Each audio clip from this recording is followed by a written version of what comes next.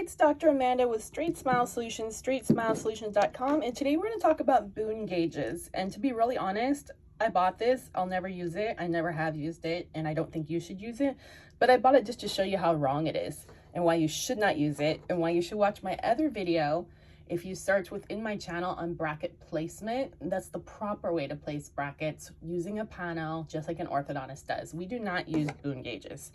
So they're sloppy and they're not accurate, and I'm gonna explain why. So, basically a Boone gauge is a measuring gauge that has a variety of different measurements on it: 4 millimeters, 4.5 millimeters, 3 millimeters, 3.5 millimeters. It might be slightly different depending on which one you buy. Sometimes they come in a stick, sometimes they come in this star shaped. But the reason why I don't like them is that they only work, so they do work in certain circumstances, but you may not know when the right circumstance is. So you might as well learn to do it properly so that you just don't have to rely on it at all, because otherwise you're just going to screw it up. So I've seen so many cases that are so screwed up by people using Boone gauges because they thought it was accurate and it's not. So the only time it's accurate is when you have virgin teeth that aren't worn, they have no attrition, they have normal contours, normal incisal edges, and they're a normal size. So for example, this is a typodont here, right? Pretty kind of smaller than average teeth in the typodont. So normally with a Boone gauge, just to show you an example, on the canines, you're going to use the 5, which is this one. Okay, so the bracket placement is actually correct here for the size of these teeth, which are kind of small. So for example, if I was to do this correctly, I would put this on the incisal edge and that little pinpoint would go right in the bracket slot. Well, or you can do it this way too. That works too, but I think it's better to do it this way.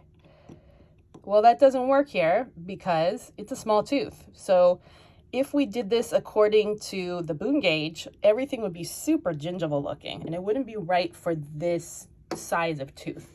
Same thing happens if you have really big teeth, a patient with bigger teeth, everything's going to be placed to incisal. If you have smaller teeth, everything's going to be placed to gingival.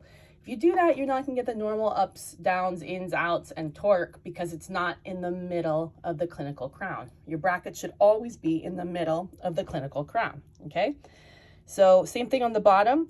For lower incisors, usually, let's see, lower 2s, so I'm trying to remember, I think we're doing a 4 usually. So that would be this one. So if we do 4, oh yeah, it's like way lower than this, okay? So just for example, so just to show you, just so you know, but I don't really want you to get one. I don't usually use a 3.5, but normally lower incisors are going to be 4. Premolars are also going to be 4 millimeters. Upper 2s are going to be 4.25, which I don't have here. Upper 1s are going to be 4.5, okay? Canines are going to be 5. So 1s, 3s, 4s, 1s, and lower 2s. And I usually, from what I've read, that the upper 2s should be 4.25, and we have a 3.5 here. So maybe they do things different with this one. But just to show you the difference, definitely you want to learn how to place freehand brackets properly. And to be really honest, if you're using indirect bonding, there's no need for this anyways, because it's all going to be properly done according to the computer and the x-rays and everything like that. So hopefully this was helpful. Thank you.